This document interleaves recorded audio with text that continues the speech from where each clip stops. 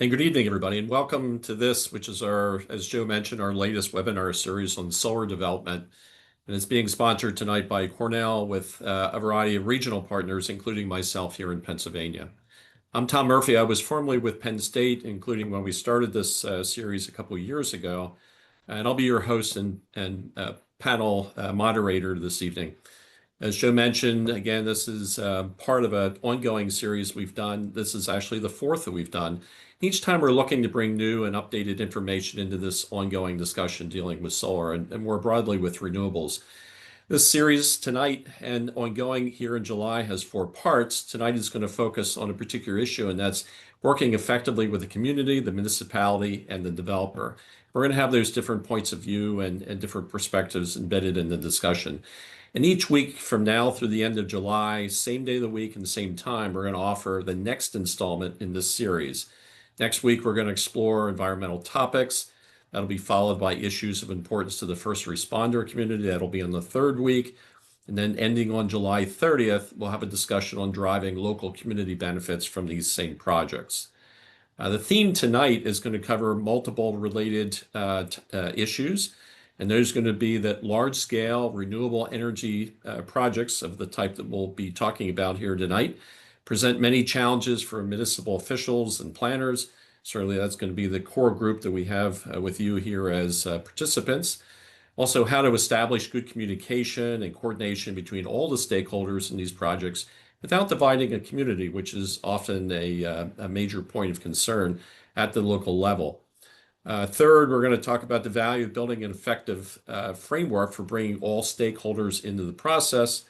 And then we're going to go to resources that are available through NYSERDA to help municipalities as they're navigating through this process, again, as municipal officials and more broadly the public. Co-hosting the program this evening, Joe introduced himself, is Joe Lawrence from Cornell Extension. And we also want to remind you that the program tonight is being recorded and it will be available for later viewing. We've had some questions about that already. We'll have three panelists this evening. We'll introduce them in just a moment.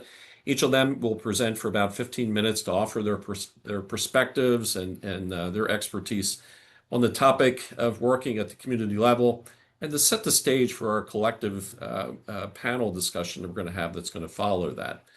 During the panel, I'll lead off with a couple questions to get the conversation in motion, get it started. But we'd be looking for your questions to the panelists. We'd like if you would put them in the chat pod. So please be brief and direct with your questions. And if you would just put them into the chat pod, that would be very helpful to us. And we'll make sure that we bring them up and we talk through as many of those as we can. Let me take a moment here and with all that said and welcome our panelists. Our first panelist I'd like to mention, just give a little bit of background, Jessica Bacher, and she's the Executive Director of Land Use at the Law Center at Pace University, which is dedicated to fostering the development of sustainable communities in regions through the promotion of innovative land use strategies and dispute resolution.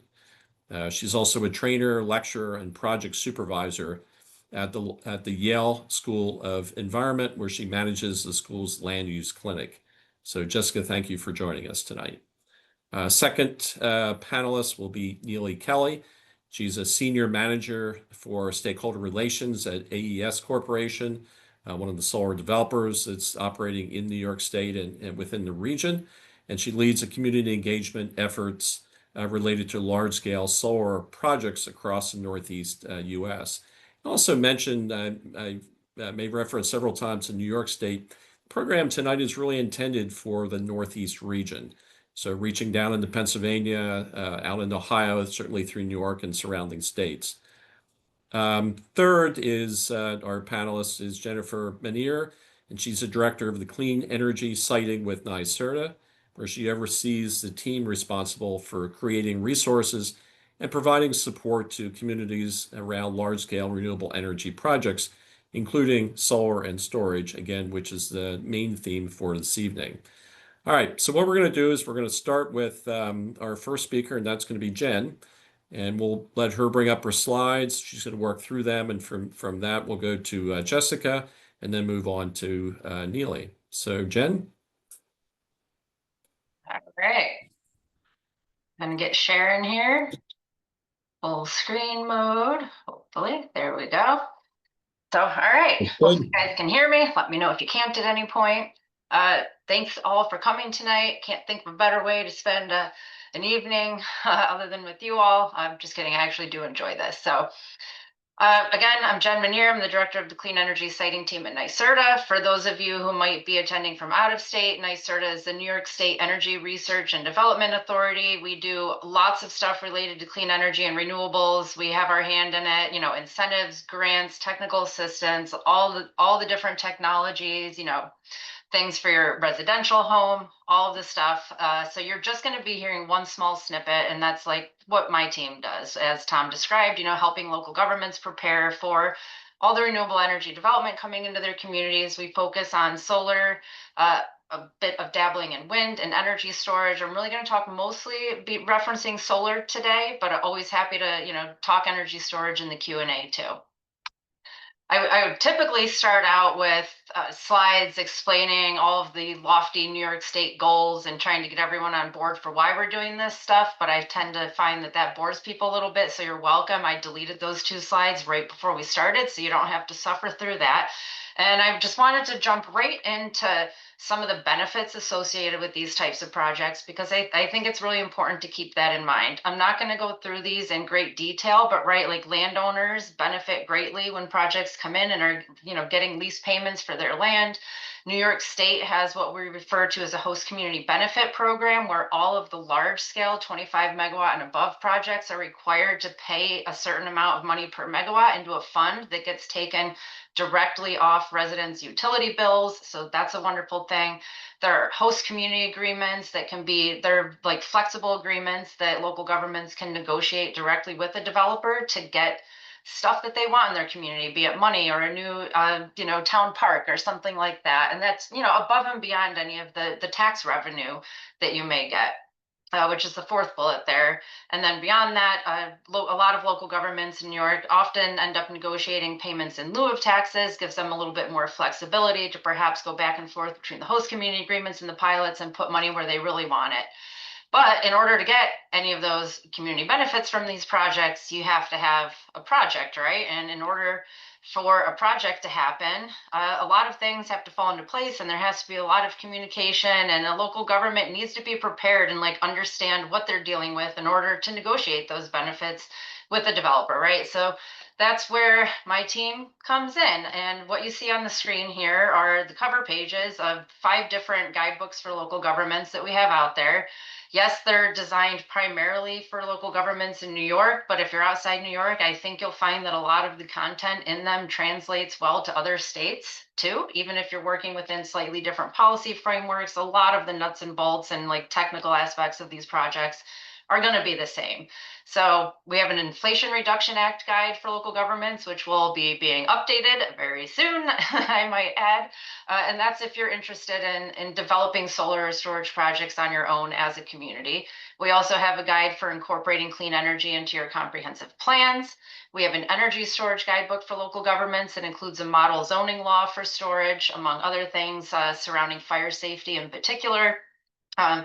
Our biggest guidebook here, the solar guidebook for local governments, includes many, many chapters on a variety of topics, also includes a model zoning law for folks to get started from, and then finally a wind law guidebook for local governments as well. All of this stuff is on our website on the bottom left-hand side of the screen, and you can reach out to our team if you need one-on-one technical support at the email address you see there, cleanenergyhelp@nyserda.ny.gov. So that's a little commercial, if you will, for what my team does. And I'm gonna dive in now, sort of setting the stage again for why this, collaboration and communication between lots of different parties is important.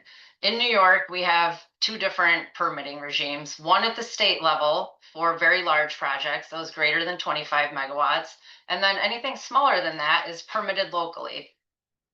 Energy storage is a little bit different for our purposes right now. Those are the bottom 2 rows. I don't think we need to get into that, but you can get these slides later and reference that. So the important thing is big stuff permitted at the state level, smaller stuff permitted at the local level, right?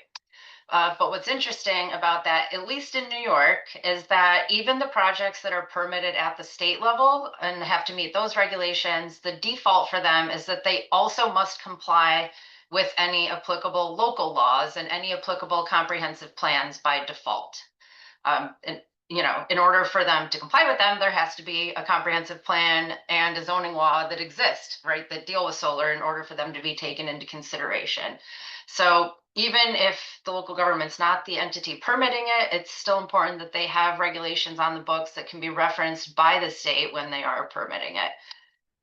And some of the ways that you want to prepare to, update or adopt a comprehensive plan or adopt a zoning law to make sure that you are prepared in that way is like some early community engagement. And this is the community engagement I'm talking about before the developer even gets into town, before you have a project on board. You're going to want to take a look at your comprehensive plan and make sure that it's addressing solar development so that any zoning laws that you do adopt are in compliance, if you will, with your comprehensive plan. And in order to do that, there's a lot of outreach with the community that you're going to want to do to make sure that everyone in the community is on board with this plan before there's a project coming into town that people might have differing opinions about, right? Talk about it before it's happening. And we recommend creating a working group to start drafting those documents and pulling the vision together, if you will, and try your best to get lots and lots of different voices in the community involved, and try not to leave anyone out. If you do, it might bite you on the end when you do have a project coming in, right? So we're talking engagement within the local government in your residents early on to make sure that everyone's educated and planning and preparing for this stuff before it happens.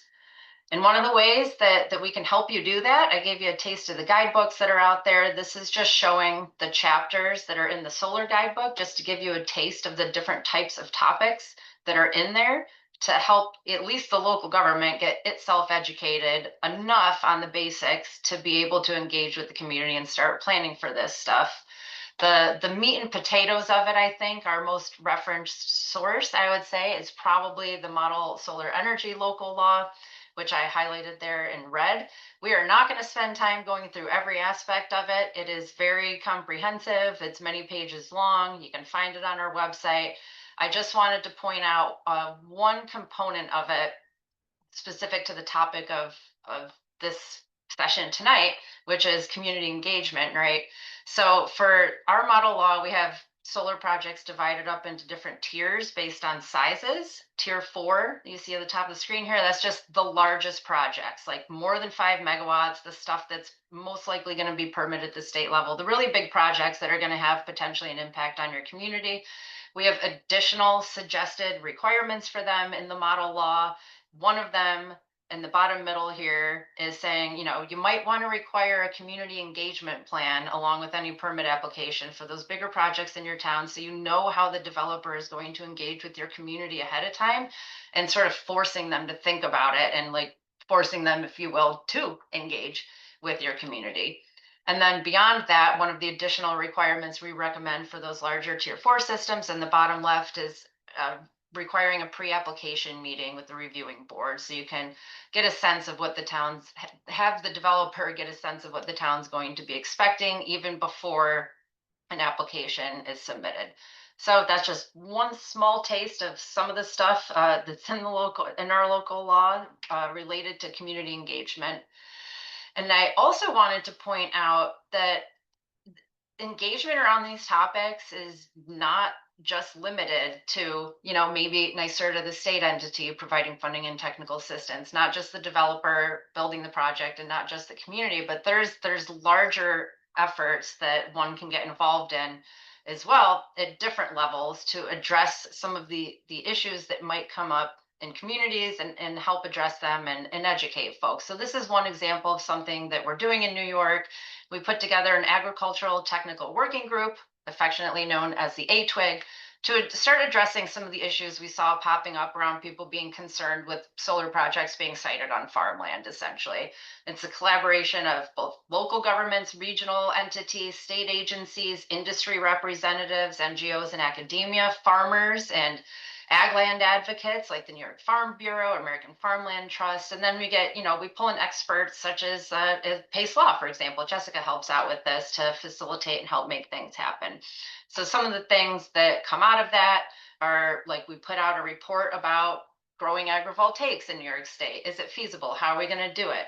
There's another committee called RAISE that's looking at what the regional economic impacts are on farming communities from these types of projects and trying to address that sort of concern.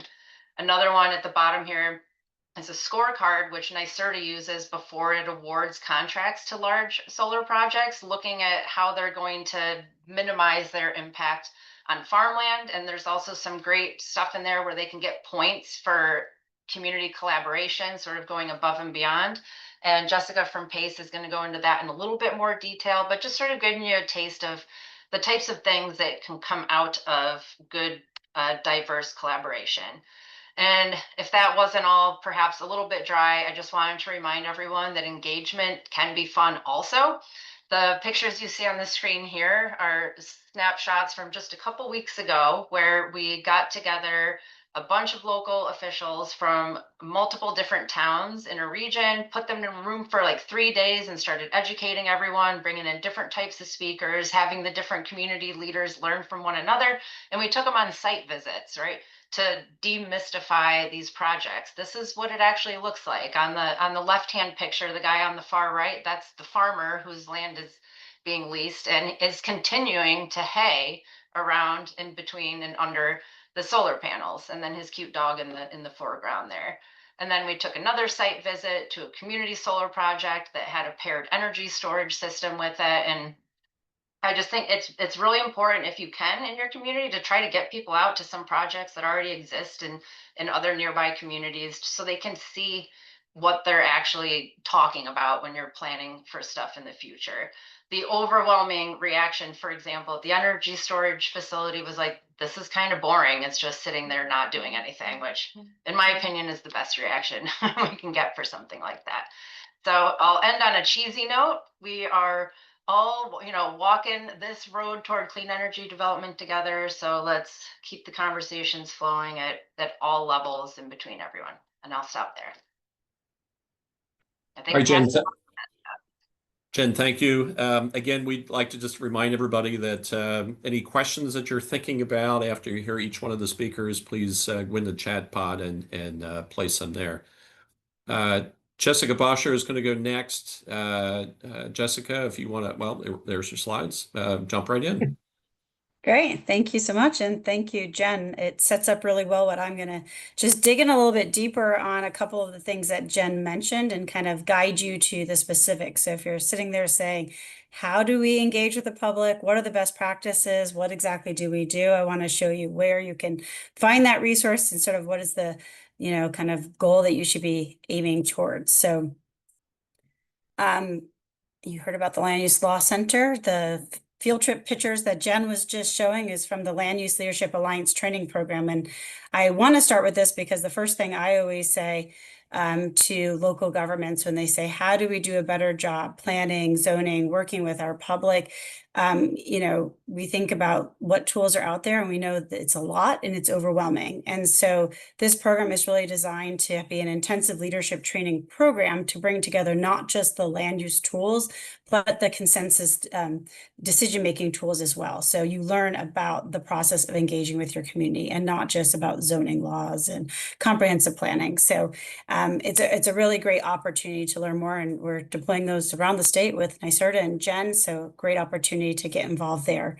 So one of the things that we start by thinking about, as Jen noted, is the opportunities for engagement need to start early before there's a project. We think about our toolbox, our land use toolbox, and when does the public get involved? And we don't want to wait till there's a project, and we definitely don't want to wait till it's the required public hearing or required engagement steps. We really want to be thinking about the whole toolbox, the whole process from planning to zoning to permitting, and then think about all those opportunities that we have required steps for engagement, but also the opportunities where we can be supplementing that engagement process.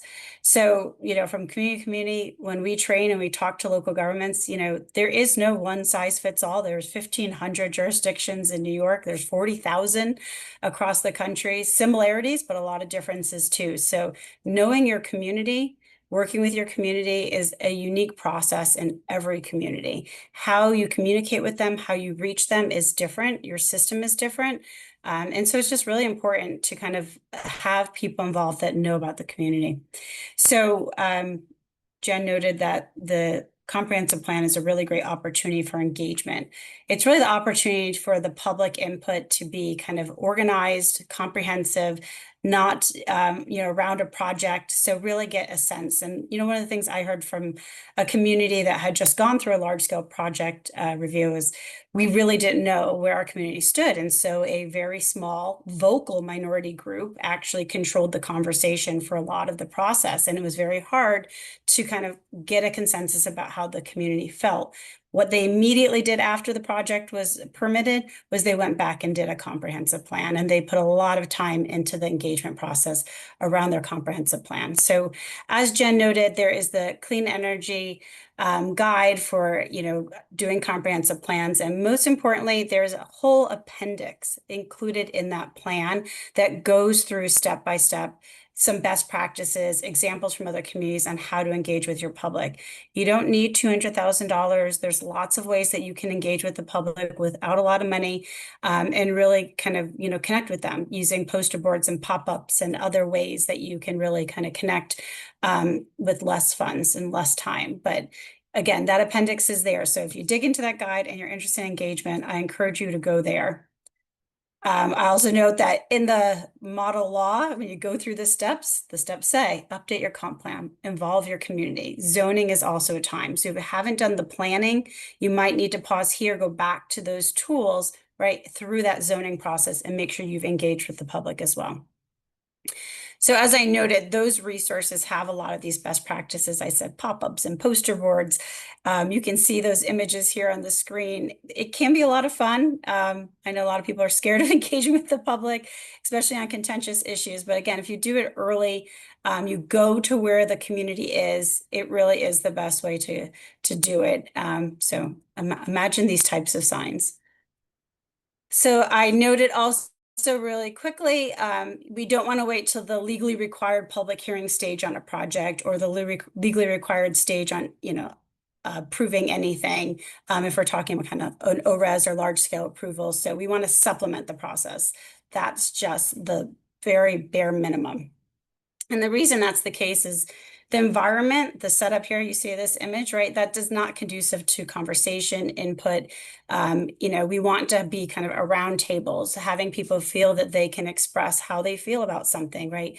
In an environment where they can be honest, as well as, not feel like they have a limited time, but really kind of hear also from more people. And by having it at varied times, locations, ways of getting input, we can make sure we're hearing from the whole community and not just that one group that shows up, for the Thursday 7:00 p.m. meeting. We all know what I'm talking about. So, that required process doesn't, help us avoid challenges. It doesn't create, opportunity for conversation. It doesn't get rid of opposition and community support. And that's really why we have to think about supplementing that process. So go to those resources, but just know, engage early, listen and learn first, be inclusive, involve many. So many times, like Jen said, you're putting together that advisory committee, you're like, don't involve this group, this person, they're going to be the problem. That's who you want to involve. Be transparent and responsive. Always make it clear everybody can be involved. Post notes, let people know, make sure they know, what's happening and that their input is being received and taken into consideration. So whether we're planning, whether we're zoning, whether we have a project in play, we really want to kind of use all of those tools every day in land use, but also specifically when we're talking about large scale solar projects as well, especially because it's something that a lot of people may not be familiar with. So this is also an education opportunity as well. So as Jen noted, we have some areas of preemption when we think about kind of who's permitting. So it's not always the local government. Here in New York, we saw those levels when large scale projects trigger the the state permitting the project, the Office of Renewable Energy Siting. And in that case, we still take into consideration, right? They still have to consider the plans and the zoning. So those are still really important. But we also, and we're going to hear more about this in the next segment, so I don't want to get too much in it and let Neely talk about this, but again, just like locally, our public hearing, there are legally required places where there needs to be outreach to the local government, but those aren't enough. And I just want to say, you know, in that pre-application phase, early and often, let's get to the community more. This is the time the developers can make the most adjustments. We don't want to wait until there's an application and the more kind of controversial time periods and adjudicatory process that comes later, potentially. If there's an issue, this is the time. And from what I've heard from developers, they're in agreement. This is when they want to hear things because this is when they have the most opportunity to make those changes early in the process. So don't settle for that minimum. Work with the developers, be open to it, know your community, help them connect with your community and be part of that. And doesn't end at, you know, pre-application, application. The construction period and after permit is the time where you actually have people seeing, right, trucks and construction happening. So think about that community engagement all the way through, because that's going to be really important. And that's something we're learning as more and more projects are, you know, getting permitted and developed, that's also really important to kind of think through the whole time period. And then finally, and that was very fancy, I want to comment on what Jen teed up, which is the Smart Solar Siting Scorecard. And when NYSERDA issues contracts for funding for projects, they are looking at the Smart Solar Scorecard as part of how they fund it. So there's a lot more information on this page. Basically, what you want to take away is that Smart Solar Siting Scorecard. What is that? I'll explain it really quick. It's something that they're considering. And the most important part about that, of what the developers are doing there, is they have to look at how they're impacting ag land and forested land. And there's a scoring process, but the piece here, and I don't know why when it moved, that box should be around community benefits and collaboration. 25 points are achieved by the developer in this evaluation of this scorecard by what they've done to engage with the public. And it goes back to those early conversations, making information available, doing site visits, opening up the site to the public, things like that. So if you're hearing all this, you're like, well, what should we encourage developers to do? The great thing is this resource is available online. You can Google the Smart Solar Siting Scorecard. You can look at that community benefits section, and you will see a number of different strategies and resources that direct you to things you want to. If they're not mandating some other way, they're encouraged to do it through this bid process, but also at the local level, you can be kind of pushing for these things and supporting them as well. Things like, you know, having that community engagement plan, making it public. But how are we making it public? Are we just posting it? Or are we actually getting it out to our public? How do we know how we get out to the public? So there's a number of things in here. Again, having conversations about what the impacts are early and often with the appropriate stakeholders, talking to the ag community, inviting folks to workshops and site visits, right? Multiple ways of engaging are all different tools and strategies that are included in here. And the other really good parts, you see the site walks there. We talked about visiting sites. It lets people kind of get a sense of things. The last thing I'll conclude with is this, I think, is a very helpful resource, whether or not it's being used as part of that bid process or just by local governments as a resource. It also has a whole appendix that's dedicated to additional resources that provide case studies and best practices for all those different strategies. So there's a lot of tools out there. Hopefully I won't overwhelm you too much, but the thing to take away is there's resources, there's best practices, and engage early and often with your community. So thank you very much. All right, Jessica, thank you. And that takes us to Neely Kelly. And Neely, if you want to bring up your slides. Looks good. You're on mute, Neely.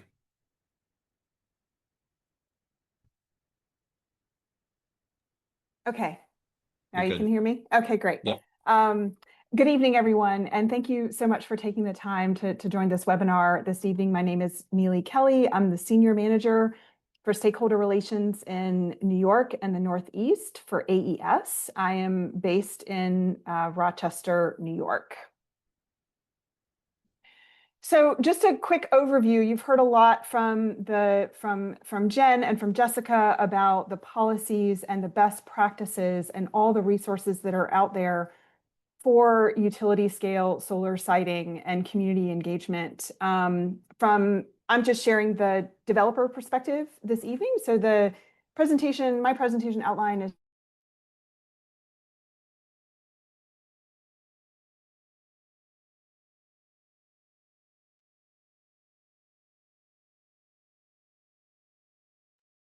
support that outreach and engagement in New York and the Northeast. And then I'll touch briefly on the Article 8 permitting timeline and application process. So Jen and Jessica both talked about ORES, Article 10. I'll get to that in a second. That's the state level permitting for projects, that permitting process for projects that are greater than 25 megawatts, which is the process that I am most familiar with because it does have the most amount, I guess, of community engagement requirements. So just really quickly at AES, our purpose is to improve lives by delivering the smarter, greener energy solution the world needs. We have 3 values, and this is automated, that we prioritize and take very, very seriously. And the first is safety first. Safety is the core of everything we do. We identify potential risks to our people, contractors. Sorry, I'm just messing with the automation of this presentation. So safety first, and then highest standards and all together. And I think all of these we live out each day in our host communities where we are proposing renewable energy projects. So at the global level, we are a global energy company. And we operate on 4 continents in 14 countries, 4 strategic market-oriented business units, 6 utilities, 2.5 million customers served worldwide, and a global workforce of more than 8,000 people. So the U.S. Renewables Unit was formed in 2021, excuse me, and the purpose is just to propose, permit, build, own, and operate renewable energy projects as quickly as possible across the country. And so our entire portfolio, we have 9.5 gigawatt in our operating portfolios. Those are operating renewable energy projects. That includes 5.4 gigawatts of solar, 2.4 gigawatts of wind, and 1.7 gigawatts of battery energy storage.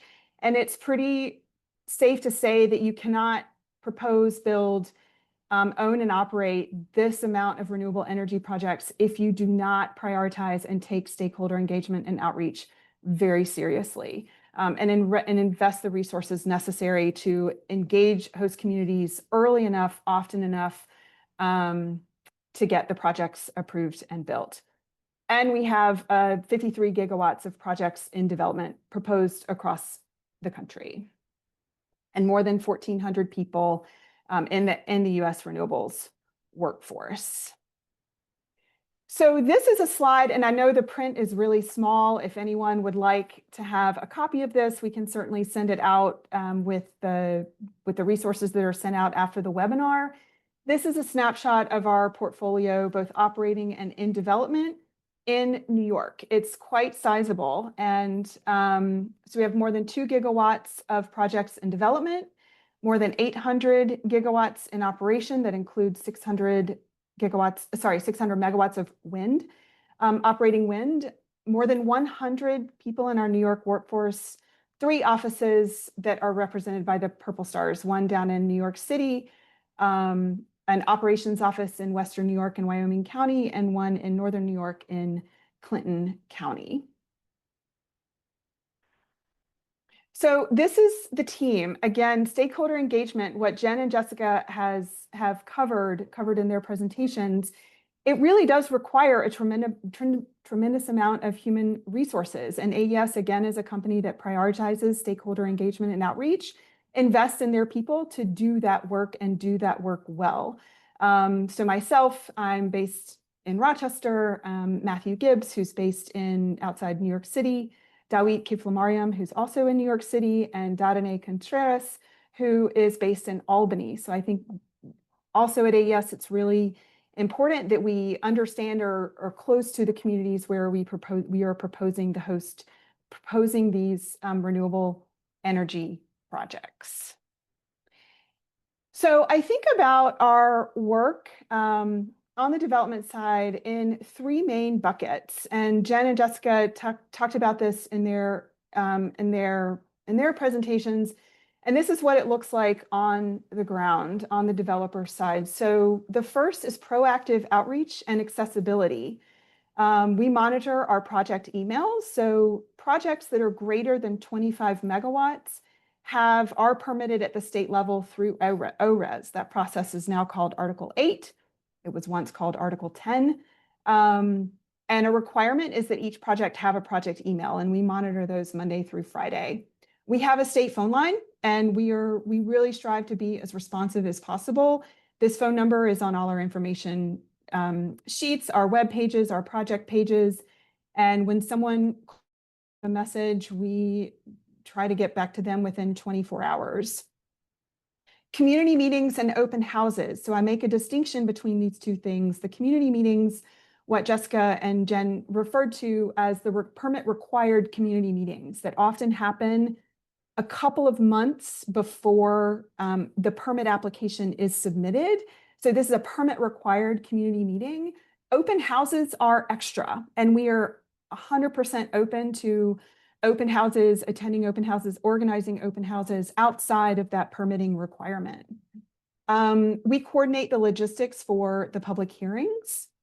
We want to support our host communities and do this through sponsoring local events and attending them as well when we can, offering site tours or responding to site tours and organizing site tours, nonprofit groups, environmental groups, government or municipal leaders, school groups, etc. We are always open and want to engage in that way, and my team coordinates that.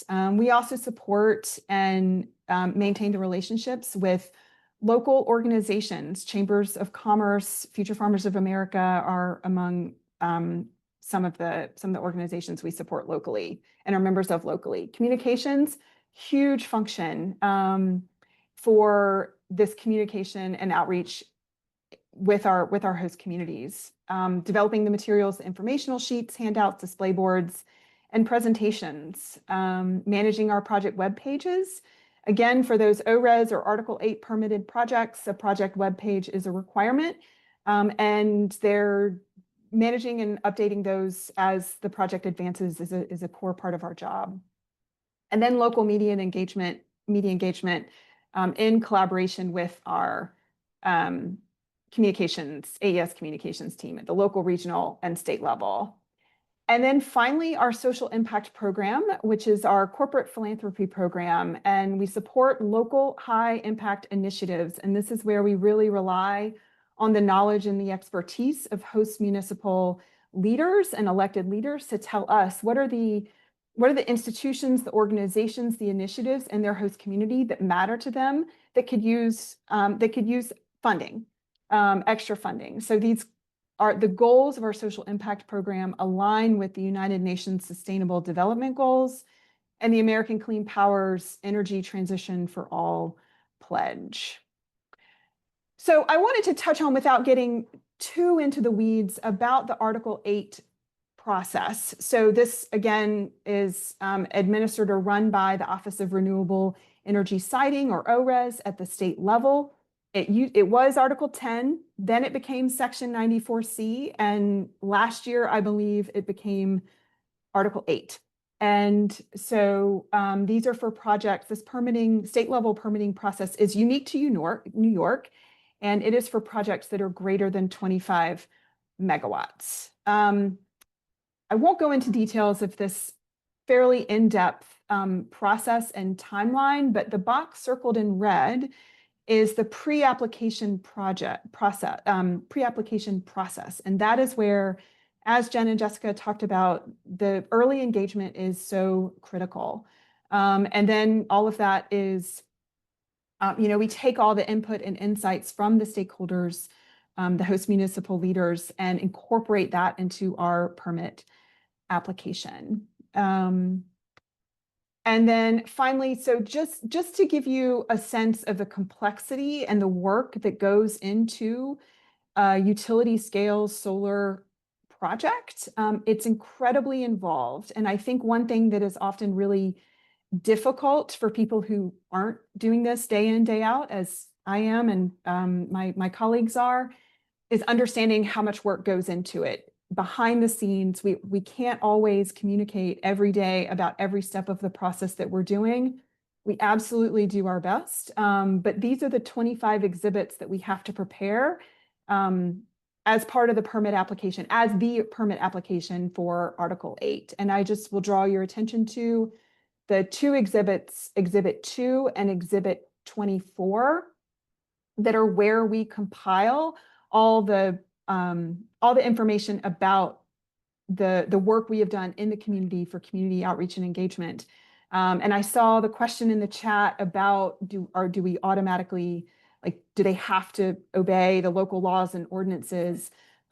We do our absolute best to. That is the default. But there is a process, if there is a local law that isn't conducive to the process, that sometimes may need to be overruled by, or waived, I should say waived by ORES.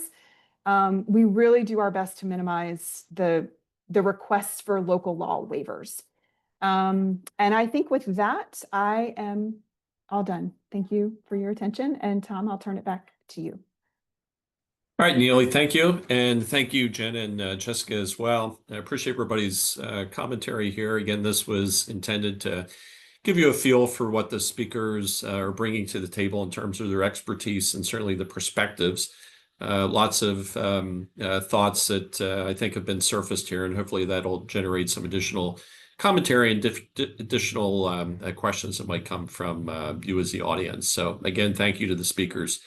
We would like to move on to the questions. So again, one last reminder, if you have some, please put them in the chat pod. I'd like to start maybe and kind of seed the discussion here, if I could, just to get it started. And the question I'd like to throw on the table is really about the idea about developing a social license. Often we get into talking about permitting and zoning and things of that nature.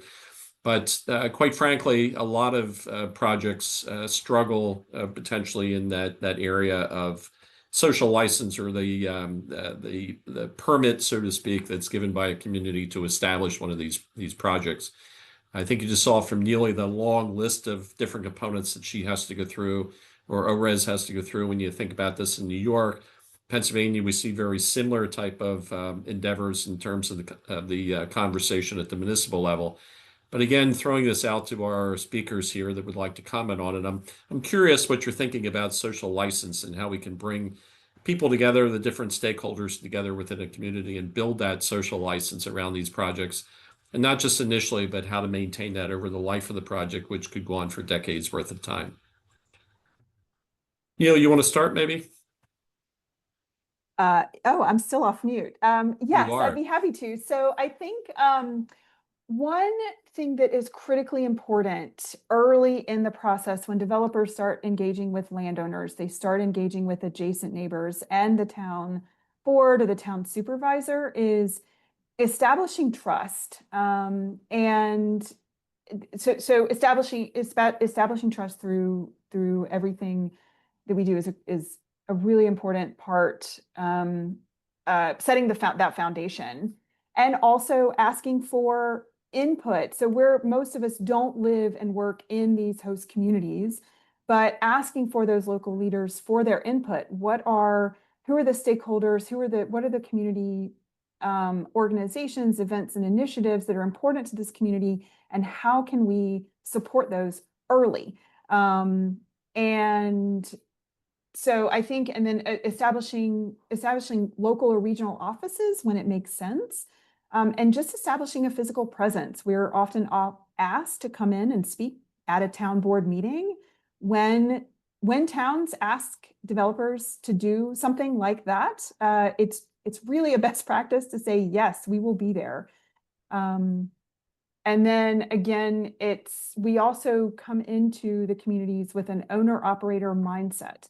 We we permit, build, own, and operate these projects for the life of the project. And that's not always the case. And so we are a How lifelong do you partner. justify Oh, taking sorry. prime farmland out of production? Ron, we'll come back to that if you just want to mute for a moment here. We'll come back to your question. Neely? I'll say one more thing, and then turn it over to my counterparts here, is the being really accessible and responsive to community members. Again, one example we got an angry phone call from a neighbor who found out about a proposed solar project, and he was really angry, and it came in through our phone line, and we sent it to our developer and said, could you please follow up with this gentleman today? It is really important. We did that, and the developer spoke to him on the phone for about an hour and assuaged the neighbor's guilt, or the project neighbor's guilt. And I think that kind of responsiveness and this demonstrating our commitment to the community and being responsive is a critically important part of that social license. Thank you. All right, Neely, thank you. Jessica, Jen, Yeah, comments? sorry. I'm sorry. We're having a medical emergency in my house. I'm gonna have to step away for a minute. Thank you. Jen? Yeah, I'll take a short stab because I think Neely did a good job there.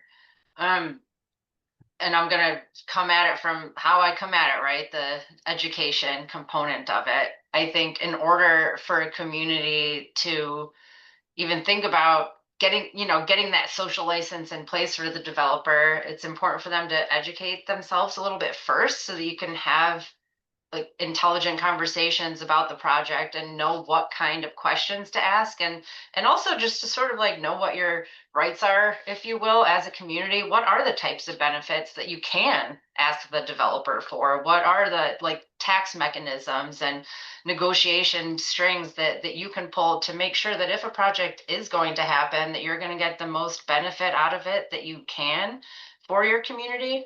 And then perhaps you're more willing to grant that social license because you see it as a net benefit. And I think a lot of folks come into it thinking that these projects are just sort of developers coming in, they're going to make a bunch of money. There's really nothing in it for the community. They see it as a net negative. But if we have these conversations early and get folks aware of the possibilities of the benefits that can come to them, I think it can go a long way. So I'm on both sides. If I could maybe supplement that question with another component, often I in the work that I do working with municipal officials as well in the solar space, what I find is sometimes the voice that's having that conversation, that's entering into that engagement at the local level, really makes a difference. Do either of you have a thought as to how or who is best positioned to jump into that story and to deliver that information and build that same social license? Everybody loves it when the state tells them about stuff, right? I think the best person to have that conversation is me. I'm just kidding.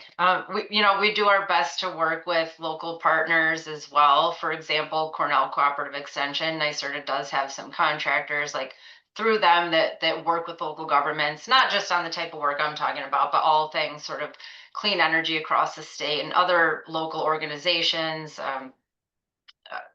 like regional planning organizations, for example. And I think it's not that we're just, feeding them messages and saying, oh, you're a better messenger, go talk to the community because they'll listen to you. They have sort of multiple roles, and we educate them so that they're able to take accurate information to their constituents, if you will, who are actually willing to listen to them and don't automatically that there's some hidden agenda. If we do our job, even as the state coming in to build trust and go out there in person and take the time to get to know folks, which is what I try to do to the extent possible, I think that also goes a long way. And I think the same is true for the developer. Don't just show up when you're required to, give your presentation and leave. Like, be a real person, because you are one. Thanks, Jen. Neil, you have any comments? Yeah, I'll just, so we have a project that has some developing opposition, and they organized a meeting recently, and we went, knowing it was stepping into a tense situation. But what ended up happening, and it was very well attended, but what ended up happening is our developer was invited to the front of the room to answer questions for over an hour. And there were multiple people, and he was very candid and straight. And this is a project that's fairly early in development. We have not submitted the permit application yet. And after, and I think in that particular case, it was actually really important that the developer was at the front of the room answering the questions from the community members that had shown up. And at the end of the presentation, or at the end of the meeting, that went on for a couple of hours, many people approached me and said, I really don't like this project. I'm really opposed to this project, but I got to give it to your developer. He held his own up there. So I think oftentimes developers have to put themselves out there in tough situations to answer the tough questions and really speak to the community. Okay, so what I'm hearing as part of that is it sounds like there's a credibility issue. Who's bringing the information? What information are you actually delivering? Do you have something to support it? Do you have a more localized type of commentary, meaning the people that are doing that delivery? I think as Jen was saying, versus the state coming in and saying, this is what we think. Do you have local voices or people that know the local culture and the local moment, so to speak, that can make a difference, regardless of what the perspective is that you're coming from, meaning if it's coming from the state or coming from the developers, but working with those local communities. Okay, thank you. Where do you think that one of the comments that I heard in the course of several points being made here is the idea about tours. Neely, both you mentioned that, and Jen, you mentioned that in the 3-day session that you do. Where do you think that the value of tours in particular come in? I think just demystifying the projects and showing people what they actually look like. I think a lot of folks have like an image in their head of whatever project is going to look like, be it solar, wind, or energy storage after it's built, and that it's just going to be like this crazy eyesore. The glare off the solar panels is going to blind you as you walk by or drive by. And once you actually get out and stand in the field and look at them, it doesn't tend to be that much of a reaction anymore. And they're like, oh, it's perhaps less exciting in a good way than I thought it was going to be. So I think just really demystifying them and seeing what you're actually dealing with. Plus, it's fun. The only thing I'll add to that is building relationships, right? Like you get to know people, you get to know people from that host community, or sometimes if it's a site tour organized for municipal leaders in a particular region, it's another opportunity for engagement and relationship building. And demystifying not only the project itself, but the people in the industry that are working to get these projects permitted and built. Yeah, appreciate the response. I often find that many times people just don't know what they don't know. So what questions to ask or to how to navigate through that space if you're working through issuing permits or putting together, some ordinance language or something of that nature, certainly things that we see here within Pennsylvania, for instance, as an example, people they've never seen one. They've never been inside the fence. So the things that Jen is pointing out are questions that typically come up or concerns that typically come up. And yet when you stand inside one of these facilities, a lot of those are, I think as Jen put it, just non-issues. You're going to answer So, questions. We at are some point, Ron. please. Now we'll get to your question. We're going to work into it. Please go on mute. The other question as we're working down the list that I have here, we want to get to the idea of what some of the primary challenges are that municipalities face with these large projects. Was something that we had in the opening statements, and we want to make sure that we're getting to that. Can I get one of you to jump in and give a quick summary as to where you think some of those major challenges are when a municipality is first facing one of these larger projects? I think the biggest challenge is, at least from what I've seen, is for most of the communities, right? They're smaller rural towns who have never had this type of development come in before, and they're just like, what is this? Where do I even start? Maybe we don't even have zoning. How am I supposed to deal with this project? I don't know what questions to ask. Just sort of, they're like stunned and perhaps don't know what to do, but through no fault of their own. Why would they? They've never had to deal with it before, right? So I think, again, I'm going back to, maybe I'm a little bit biased because I think education can go a long way, but try to step in and provide some resources to get people started so they at least know how to get started, right? Demystify the things, answer, debunk some of the myths and misinformation that are floating around out there. That's the first thing you're going to hear from your constituents, are all of the like negative, scary things about the project. And so I think it's important to get that balance and get, factual information out there to get people started and know how to deal with this stuff. And again, sort of knowing your rights. What's your role in the state process, if any? What sort of benefits can you ask of the developer and get from them, and how to go about that? All right, Jen, thanks. Neely, thoughts from the Yeah. developer standpoint? Yeah, I think just to add to what Jen said, like initial education for the towns can be a tremendous challenge because this is fairly new to many of these communities. And here you are, a leader, you want to support, potentially want to support an economic development opportunity for your community, but you don't know where to start. And the process is, again, I'm referring to the big projects permitted by ORES at the state level. It's so involved and complex, more so than the seeker local level. That can also be overwhelming. I don't want to diminish the complexity of the seeker local permitting process. And then, so you're a leader, and then your constituents, they're confused, and there can be opposition in the town, a lot of tension in the town, and trying to balance that as the town supervisor, as the town board. While there's so much going on the developer side that they can't always share with you from a time or a business proprietary information standpoint, just not knowing and the information gaps that can happen. Okay, thank you.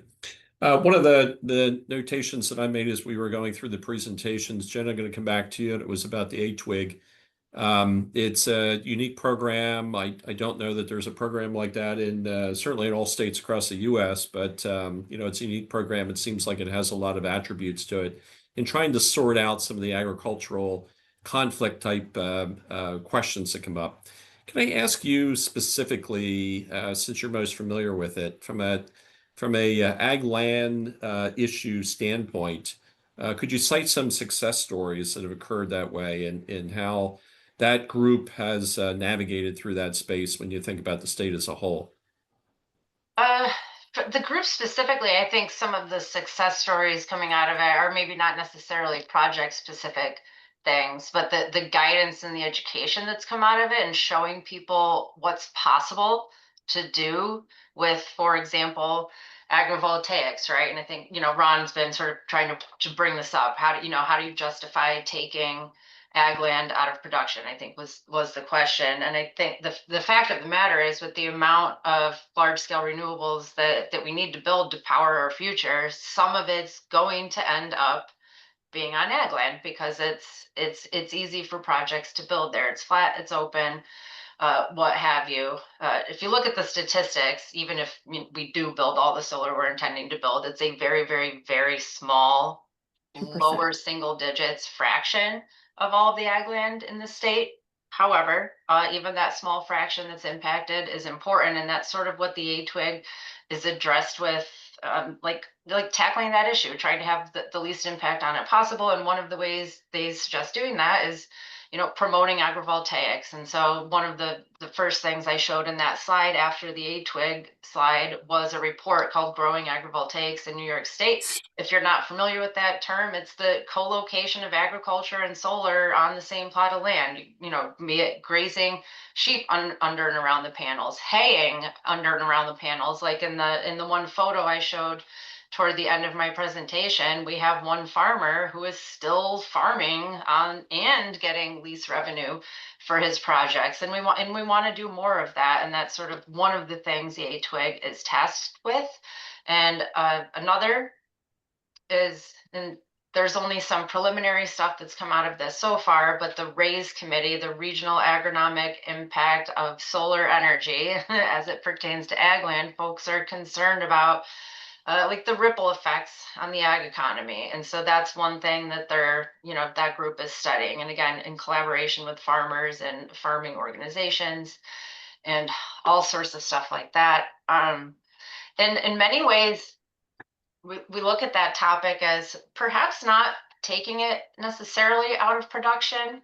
It's clearly not if you end up doing agrivoltaics. It's not possible perhaps on every single project, but we've actually been working with, land conservation organizations as well, who are starting to look at solar as sort of a long-term conservation plan for this type of land, because it actually can be decommissioned 30 or so years from now if we choose to. And it turns out the soil underneath might be better than it is now, and even more fertile for farming in the distant future. And it's sort of protecting that land from other types of development, such as, low density housing that are never going to be removed after the fact when they're placed on farmland, which is also that I'm going on a tangent here, so I'm going to stop. I feel like I rambled and I don't even remember if I answered your question. I think you worked certainly through it. There's other aspects to it. The question that's been raised about farmland in that regard is certainly a point of contention everywhere that solar development or large-scale energy development is being done. But we're seeing it also with data center development and residential development that you mentioned, warehouse development, and all those are taking chunks of that same amount of land that everybody's trying to protect. So the reality is, how do we come up with a pathway forward that's a comprehensive plan? How do we develop corridors where a certain type of development takes place and preserve other aspects out there for longer term use, in this case, food production or food and fiber production? In Pennsylvania, for instance, as another example, Pennsylvania has the most number of preserved farmland preservation acres in the nation. And we have a system in place where you cannot build solar on publicly preserved farmland like that. You can contrast that with Michigan, for instance, where you cannot do that either unless you're going to use agrivoltaics. If you're going to use agrivoltaics, then at that point, and you commit to that over the duration of time, then you can co-locate, as you mentioned, it with both of those in the same location. I think one of the bigger challenges here is we're early in this process, and the technology for agrivoltaics is still on the early side and still largely evolving. Sheep grazing is a typical move to when you think about agrivoltaics versus Jen, you mentioned about haying, and there's many other forms of agrivoltaics, growing vegetables, or in some cases growing horticultural crops and even some agronomic crops like small grains, not tall things like corn, but small grains. And we're seeing some of the technology in the panels that's now starting to allow for that. So changes that we see in the future, we just need to move that process along if we're going to allow for more of this type of energy development on those same acres. So appreciate that.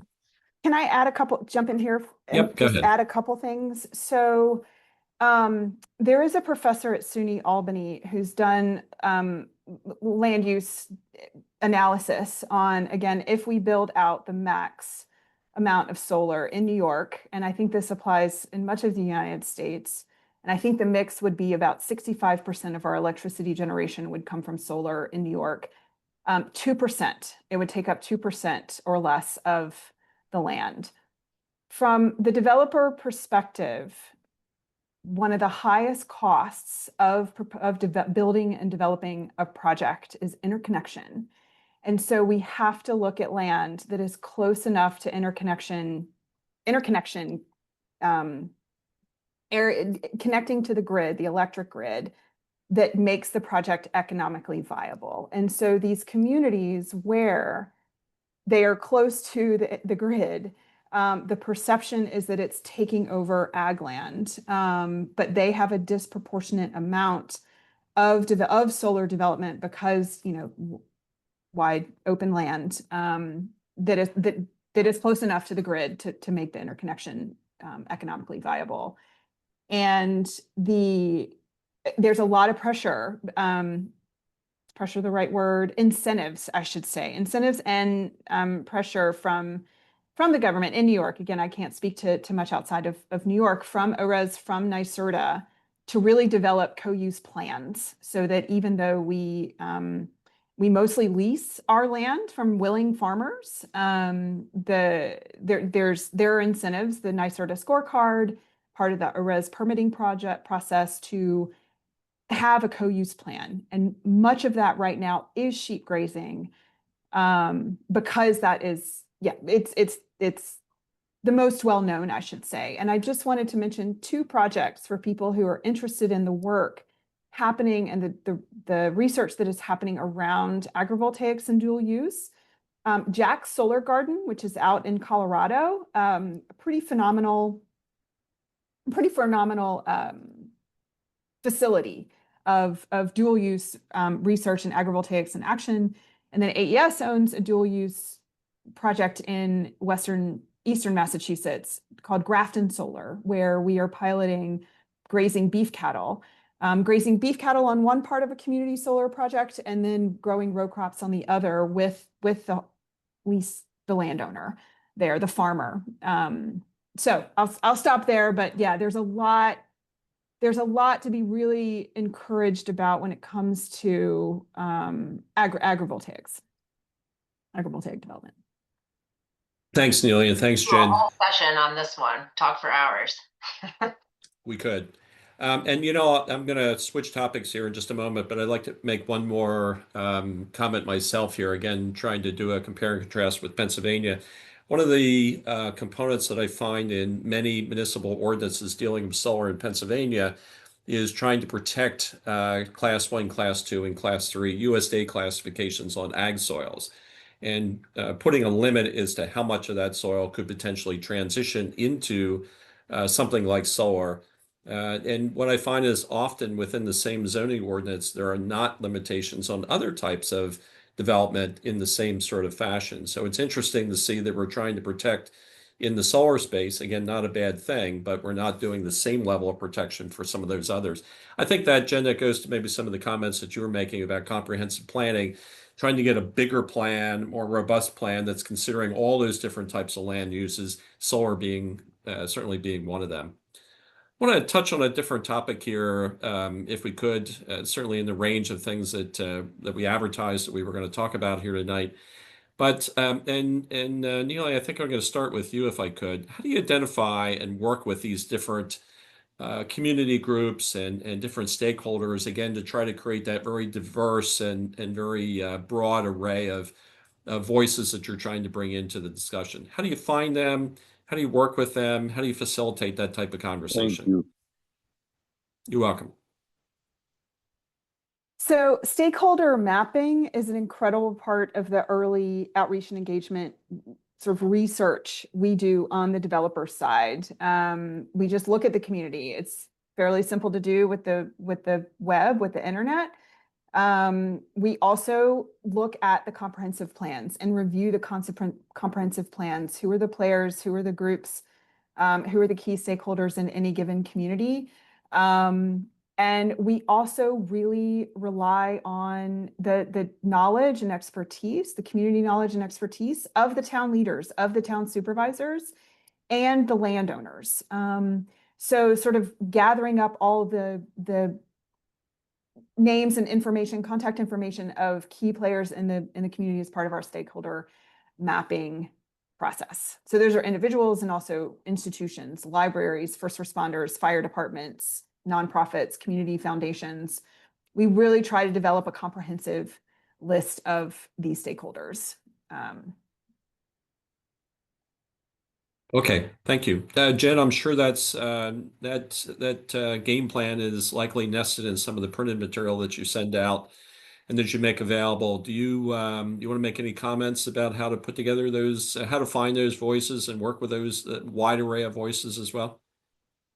I don't have too much to add to that other than agree it's necessary. And I think there are some great suggestions written up in our comprehensive plan guide on our website that would go into more detail without me babbling.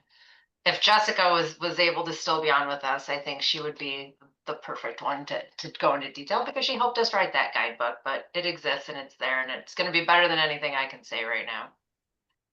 Okay, so it's Yeah. available and we encourage you to go and take a look. Neely? Yeah, I missed the second part of the question. I'm sorry, Tom. So how we engage with them. So again, through attending town board meetings, through attending community events, through, especially on the stakeholder relations side, through our social impact program, where we work to partner with community organizations, educational institutions, and open houses, being invited to community meetings that are organized by people in the community. Sorry, open houses. As we were, or as we attended a couple weeks ago, a open house or community meeting that was organized by the opposition group. We attend. Being there in person. There's no shortcut from that. You know, I was going to ask you the question, and you've kind of opened it up here about open houses, and I was going to frame it this way. If you were to compare an open house or a more formal type of a meeting setting, do you find that one is more effective than the other? Again, our audience here are largely municipal officials, and they're trying to find what's the best pathway forward. So do you see there's a greater value in one of those approaches versus the other? Certainly, they both have value. I'm not trying to diminish one versus the other, but do you put more emphasis on one versus the other? That's a good question. So again, I'm using community meeting as the meeting that is required for an Article 8 or ORES permitted project. And we are required to have those more than at least 60 days before we submit the permit application. And because the permitting process, all the exhibits, all the information we need that go into having the information, people want to know about these projects. What's going to be the impact on ag land? What's going to be the impact on the environment? What's going to be the impact on our view shed? You know, that kind of information takes a tremendous amount of study and time to get the information that people want to know about closer to when we submit the application. And so that's very valuable. If we are asked by a town supervisor, like, hey, you're a year out or a year and a half out from submitting this permit application or having the information, let me back up just a bit. There are some requirements around the information we have to provide at the permit required community meetings. If it's earlier in the permitting phase or the development phase where we just don't have that level of information, we'll tell the town supervisor that, and we'll say, we are happy to come and engage with the community, take input, take concerns, about viewshed, and incorporate that into our project design and even our studies. And I'll give an example without naming names. We have a project in development in Western New York, and there was a building on the property that we leased that was close to buildable land, like flat, open, close to the queue. And early on, before we had the community meeting, we actually did have an open house for this project a year or two before we had the permit required meeting. We really heard from the community and the town board, look, this house is really important to us. We don't want panels right up next to it. We need place for parking. We need place to hold these bigger, wider community events. And we took that and incorporated that into our project design that we ultimately presented, or the 10% design that we ultimately presented at the community meeting a year or two later. So I'm going to stop there and see if I answered your question, because I can ramble on too and sort of lose the plot. Does that answer your question? I think it speaks to the question. I'm thinking maybe expanding out based on a question that was placed in the chat, and something we've had some other conversations about that it seems like we're bumping up against here, and that's the idea about successful preemptive community discussions. So you're talking about a specific case study, so to speak, with the House and how to work around that. But can you think of other, again, Neely, this specifically to you as a company, can you think of different examples that you've been involved with that are successful in a kind of a preemptive type of discussion in front of before there's some sort of a division within a community? How to avoid that, how to work through some of the questions that could potentially pop up and get those voices together and glean from them where their concerns potentially could be. Not where they actually are, but where they potentially could be. Yeah, I think that is, well, are you asking about the process or the approach to how we get that information specifically, or examples where we did that early outreach and it did change, it did impact our project design, like how we move forward with the project? Yeah, it could be either, but I think I'm really I'm kind of digging around at the latter. So could you cite examples where there was that you saw success in actually doing that? Oh, I see. Okay. So I can give two examples, two separate projects. One is, and again, these are big projects. These are the Article 8 projects. There was a area of land, not that we had leased, but was close to like a preserve that was managed by a nonprofit organization. And way before we, I think, even had complete site control for this particular project, we knew that, or we suspected that the organization that was managing this nature preserve would want to know that we're considering developing a project here, a utility scale solar project. And so I actually had a connection to the organization and reached out to my contact and said, hey, I don't think you are anywhere close to this area, but do you know someone in your organization that we could talk to? And we met with like 3 representatives from that organization just to say, hey, we're here, we're proposing this project. We don't have any information at this time other than, we're getting kicked off and we want you to know that we're here. And we're available to answer questions, and we would love for you to stay engaged and involved as the project development progresses. And that project is still in development, but we haven't had an issue from that anyone come from that organization call us and say, hey, what are y'all doing? Because the project, it's known that it's being developed now.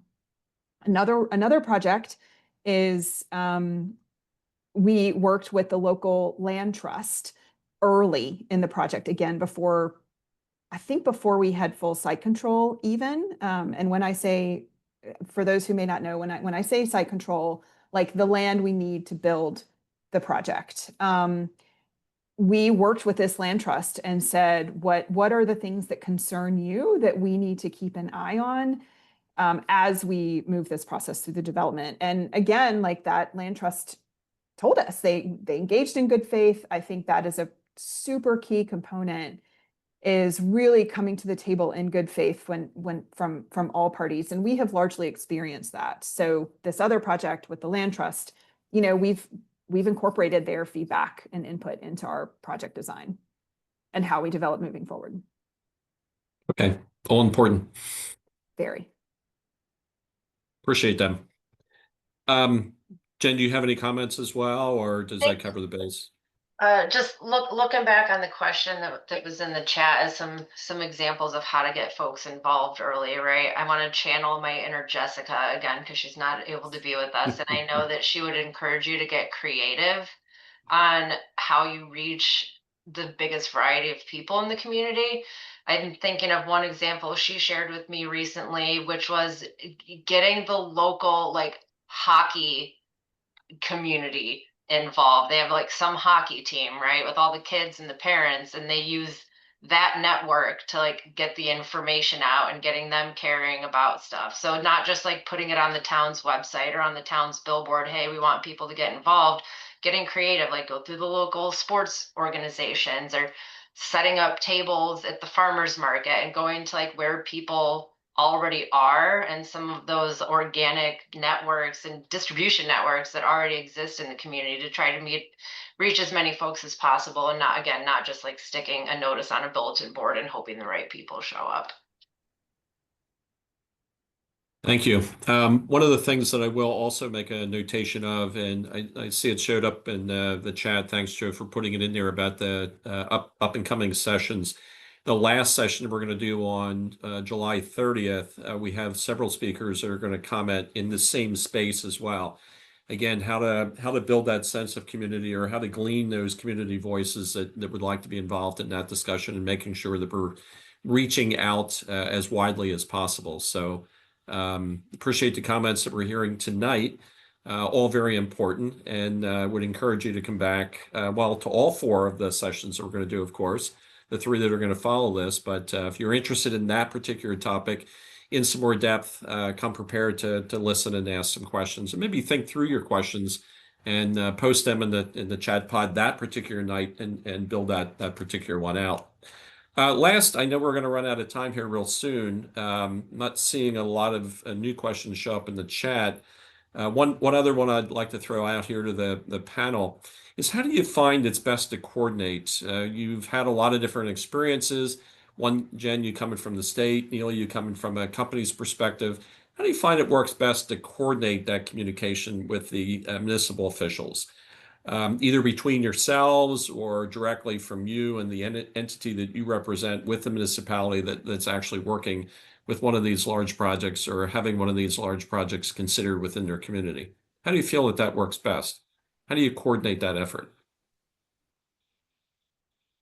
Well, Neely and I are probably coming at it from different angles. So for Certainly trying to get, the education and information out there, there's a few different ways. If there's a town that I know has a big project coming in that is, they're gonna need help figuring out what to do with it, right?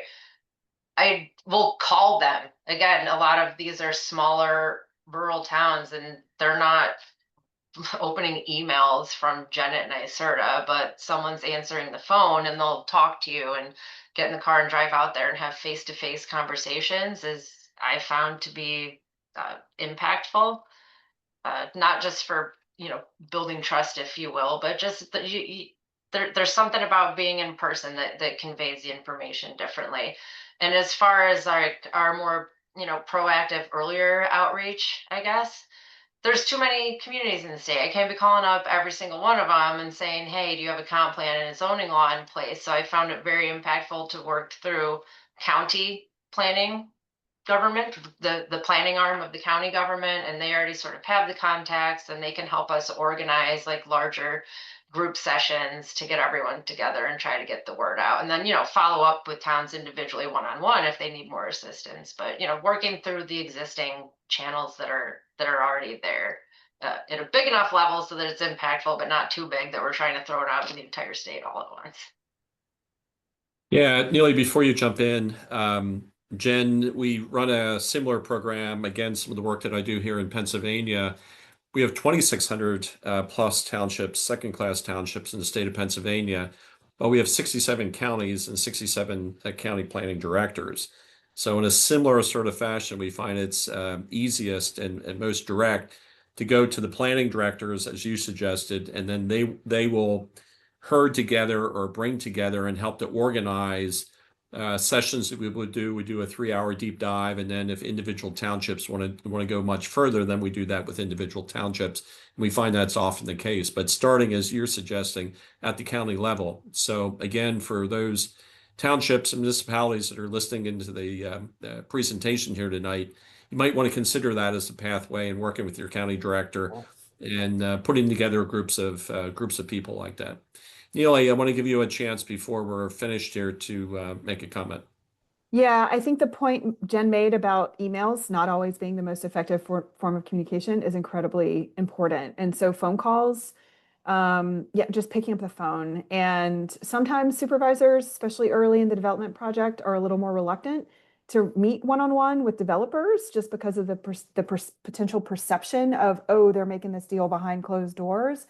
So they prefer phone calls. And then oftentimes, again, they'll invite us to town board meetings, like come present your project, please, like come introduce yourself to the town through the town board meeting. So really taking advantage of those invitations to engage with the community. All right, thank you. There is a final question here that I see posted in the chat. I think we've worked in this space quite a bit already in some of the opening comments that were made and some of the comments that have been made since then. Jen, I'm going to direct this at you because it seems like it has a state focus to it. It's not actually saying that, but it feels like that's what the intent is.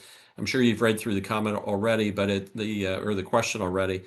It's how local communities the way it's framed, protect themselves when there is variances that are made at the public utility or the state level for these large solar projects that are being proposed and moving towards permitting. Any comments that you'd like to make in that regard? Yeah, this is a relatively new thing for us. And Stan, I promise, hi Stan, first of all.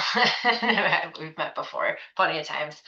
I promise we're going to be trying to get some written guidance out in the near future for it. But for those who are not familiar, there was a recent court case in New York that decided that the public utility variance that has always existed for public utilities in general, they get sort of an easier permitting process to make it super simple.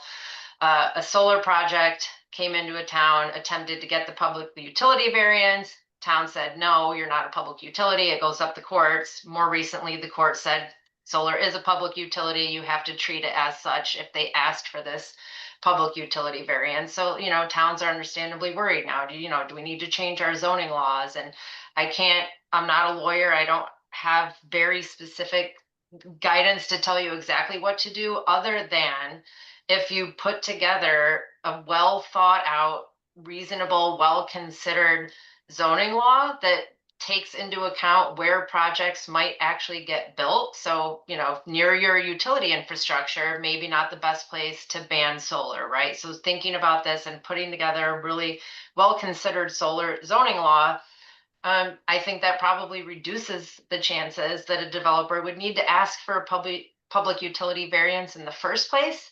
And on top of that, it helps direct them where to go when they, are starting to look for sites that are preferable to the town. So I guess the answer is sort of like doing your homework ahead of time to put out into the world what you want for your town so that the variances perhaps become unnecessary to begin with. And again, I hope we're going to actually be working with Jessica and the Pace Land Use Law Center to put together a more succinct written guidance document for communities with respect to that, because it is still a little bit new. Still trying to educate myself on all the nuances there to be considered. Great question. Thanks, Jen. And again, doing a compare and contrast in Pennsylvania, I would say a lot of the same. So, making sure there's a comprehensive plan at the county level, incorporating local concerns at the municipal level, zoning ordinances or solar ordinances that would come into play at the local level. And Jen, I think, as you just said, stating to the world, this is what our intention is, within the municipality and how we're trying to set this up and be thoughtful about land use considerations. And here we're talking about solar or energy development. That really applies to a lot of things that are maybe still coming our direction. Data center would be a great example to highlight, or warehouse development that we've seen over the course of the last number of years. So as more of that development takes place, again, a comprehensive plan that considers that, along with solar in this case, would certainly be helpful. All right, I'm going to call it to a close here tonight. I'd like to thank our panelists. I'm sorry for the fact that Jessica is not here. Hopefully things worked out okay on her side. But I would like to thank certainly Neely and Jen for your assistance here tonight, and certainly your commentary in that regard. We can't forget Joe in the background, certainly working us through the technology and making sure that everything is working for us here tonight. Thank you, Joe. And for the recording that Joe was facilitating for us. It will make tonight's program available for later use. So please feel free to look on the website, which you'll see advertised before too long, where you went to actually get the registration information for tonight. So we'll have the posting of that. It might take a couple days, but it will be there. Also want to highlight the fact, little quick advertising, same time next week, next Wednesday, we'll be having the second one of these.